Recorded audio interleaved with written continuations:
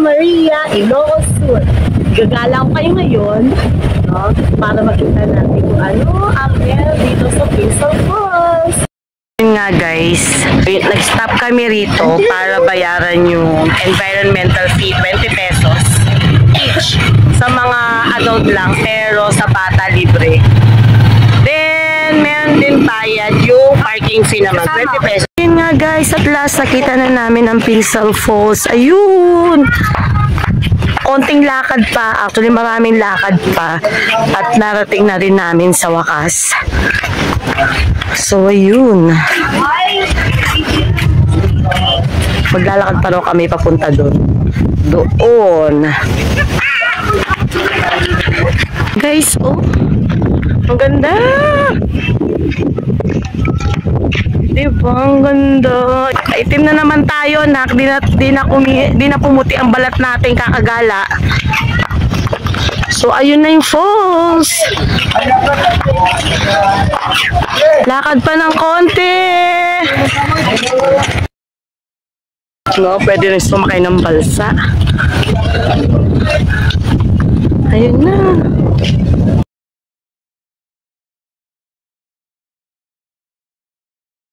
So, yun nga guys. At makikita natin doon yung pinuntahan namin kanina. No? Ang ganda.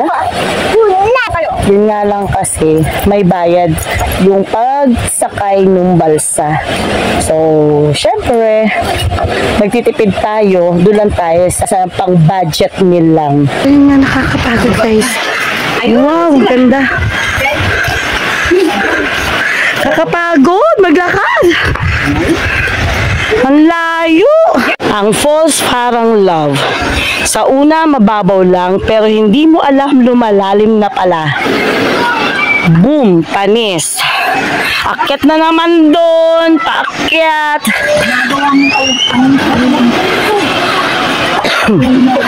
Ganda.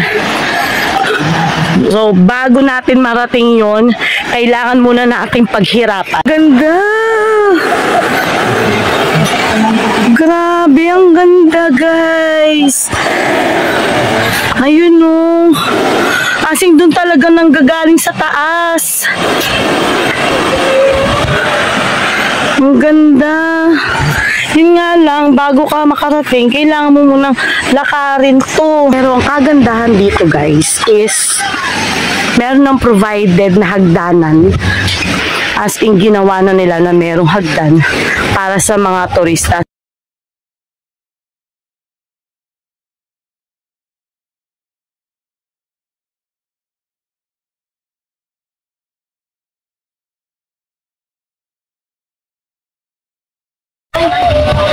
Ang ganda ng lugar, promise.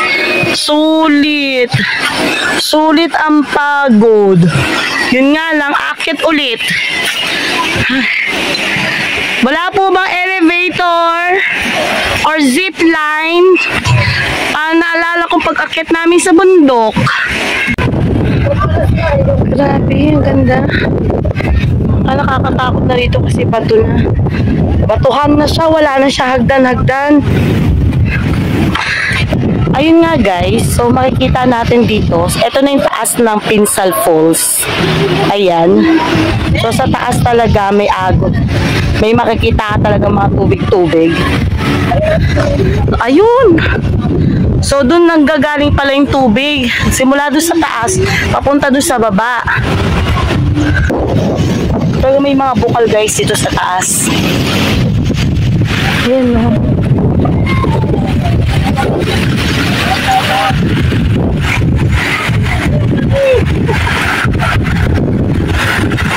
Tingnan nga natin yung tubig niya. Woo! Di, maligam-gam ang tubig, Nay. Oh, maligam-gam ang tubig niya. Dito medyo malalim-lalim ng konti, siguro. Diyan, no. Ayan, no. Nasa taas kami mismo ng falls. Tapos, ayun sila. So, meron pa dun sa taas. Ayan.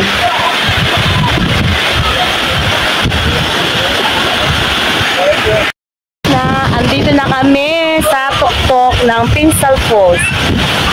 I guess meron pa dun. So may parang kuweba doon sa loob.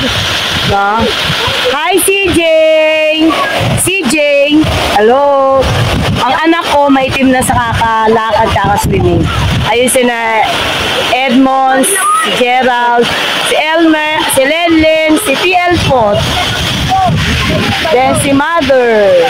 So ayun yung mga mapangahas na lalaki. No? Umaakit pa papunta dun sa taas. Ayun. So try nga natin. Puntahan nga natin yung taas na. So ayun nga. No, eto nasa taas kami ng falls. So personal diving area doon. At eto na. Ang lakas ng agos ng tubig, guys. And malinis. Eto na. Kaya lang nga madulas. Walang makita na ano.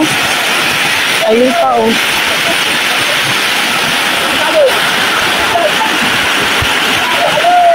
One, two, three, go.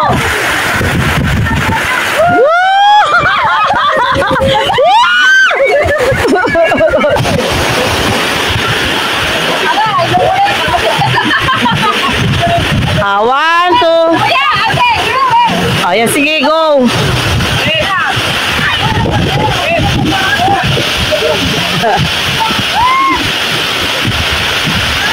Di kaya.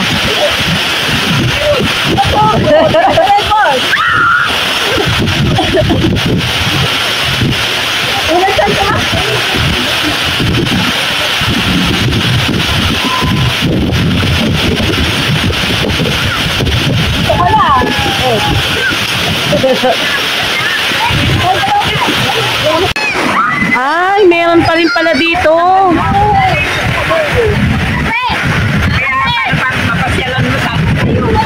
Grabe, ibig sabihin pag-akit sa taas, meron pa rin sa taas. Wow, mababaw lang dyan, ay. Ay, dapat Ibig sabihin, ayun na yung dinadiving, nagda-dive sila doon. So, pwede ka pa palang maglakad paakyat pa. Hanggang papunta rito.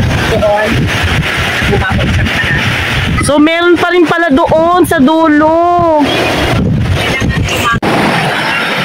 So, lawak pala na yung, ibig sabihin, malawak talaga pala dito.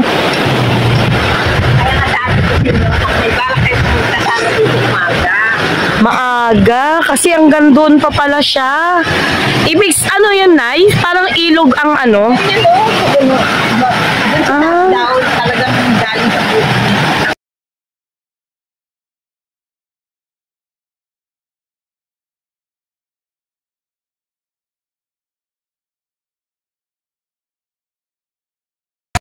Guys, so I really highly recommended this place, no, etong Pinsal Falls, napuntahan natin, no, hindi siya yung kagaya nung iba na madalas puntahan, pero once na nakarating ka dito, masasabi mong sulit yung pinunta mo rito, at ito yung lugar na pwede mong balik-balikan dahil maganda at nakaka-enjoy. Pampamilya siya, guys.